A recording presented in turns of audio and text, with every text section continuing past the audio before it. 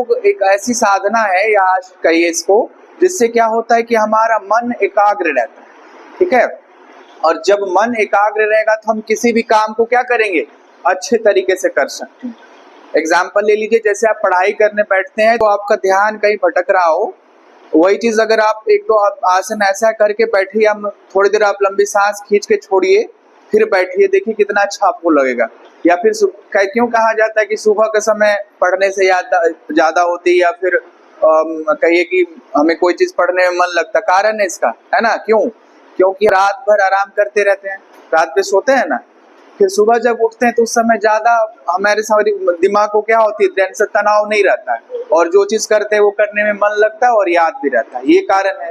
तो ठीक उसी तरह से अगर हम किसी समय, मान लो कि आप क्लास में ही बैठे हैं, है ना, पढ़ने में मन नहीं लग रहा, थोड़ी देर आप शांत हो जाओ।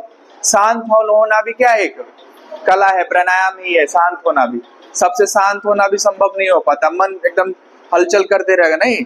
मन क्या है कि हमारा कंप्यूटर के सीपीयू से भी तेज चलता है हमारा मन। अभी आपका मन यहाँ है, थोड़े तुरंत चले गया कहाँ, नानी घर, तुरंत चले गया कहाँ, है ना, मौसी के घर, तुरंत काम करता है ना। इसलिए इसको कहा जाता है कि ये कंप्यूटर से, सीपीयू से भी ज्यादा तेज हमारा मन और मस्तिष्क काम करता है, नहीं समझ रहे बात को। तो आप लोग का काम, पहले भी बताया अभी, कि पढ़ाई करना सबसे पहला आपका लक्ष्य है, लेकिन आप अपने मन को एकाग्र करने के लिए क्या करिए कि कभी कभी पे भी समय दे दीजिए, कभी कभी क्या प्रतिदिन 5-10 मिनट दीजिए, जिससे क्या हो कि आपका स्वास्थ्य ठीक रहे।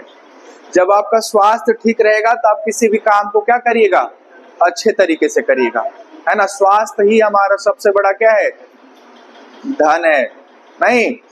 आपके पास कितना भी पैसा हो जाए, कुछ हो जाए, लेकिन अगर आपका स्वास्थ्य ठीक नहीं रहेगा तो कोई काम का है पैसा। अभी मान लीजिए किसी को अभी क्या हो रहा है कि युवाओं में भी अभी बीपी, है ना, हाई ब्लड प्रेशर की समस्या आ रही है, चीनी की समस्या बढ़ती जा रही है, शुगर जिसको कहते हो।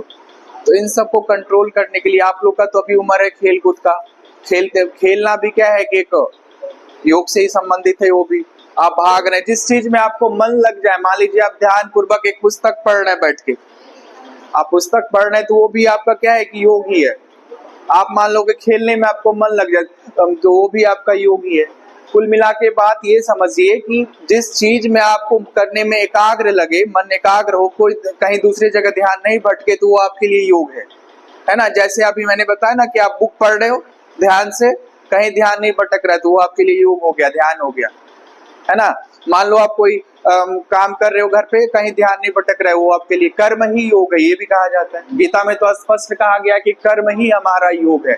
जैसे आप अभी पढ़ाई कर रहे हैं, यही आपका योग है ना। टीचर सर लोग अब पढ़ाई करवा रहे हैं तो वही उनका योग है ना।